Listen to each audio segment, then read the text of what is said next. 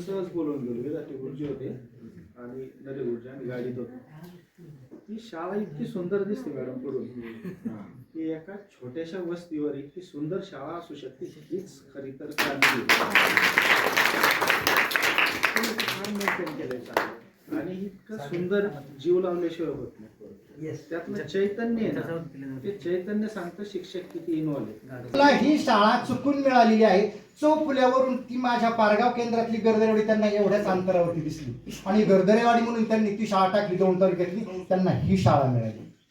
तर ती देवाची कृपा म्हणायचं. मला म्हटलं की मला वाटलं गर्दरेवाडी ती असेल, म्हणलं ती माझ्याच केंद्रातली होती. तिथं आल्यानंतर त्या एकट्याच होत्या आणि त्यांच्याविषयी मला खूप फोन आले की हवेलीत काम केलेली महिला आहे, खूप अतिउत्कृष्ट काम आहे आणि तुमच्या केंद्रात आहे. त्यांचं काम मी जवळून पाहिल्यानंतर माझ्या केंद्रात 1 नंबरचं काम त्यांचं असं झालं की त्यांच्या सगळ्या कामाच्या प्रेझेंटेशन मुळे जाता जाता फक्त गर्दरवाडीच्या कामाच्या प्रेझेंटेशन मुळे त्यांनी दिलेल्या फोटोमुळे तर कलर प्रिंट आहे की जिल्ह्याचा पुरस्कार जो मिळाला तो ह्या गर्दरवाडीच्या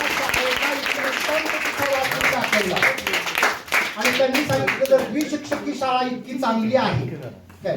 तर त्या टायमाला नाईकडे साहेब म्हणले होते की मी नक्की ह्या शाळेला भेट देणार. तर त्यांना एवढं सांगितलं की सर ती शाळा आधीची वारे सरांची आहे. तर म्हणले प्रश्नच नाही, मी नक्कीच ह्या शाळेला भेट देणार असंही त्यांनी आश्वासन केलं होतं. आणि त्या शाळेला तुमच्या पायावर पाय घेऊन मॅडमनी इतकं सहकार्य केलं. ग्रामस्थांनी त्यांना खूप चांगल्या पद्धतीने सहकार्य केलं. मॅडम आल्या एकट्याच होत्या.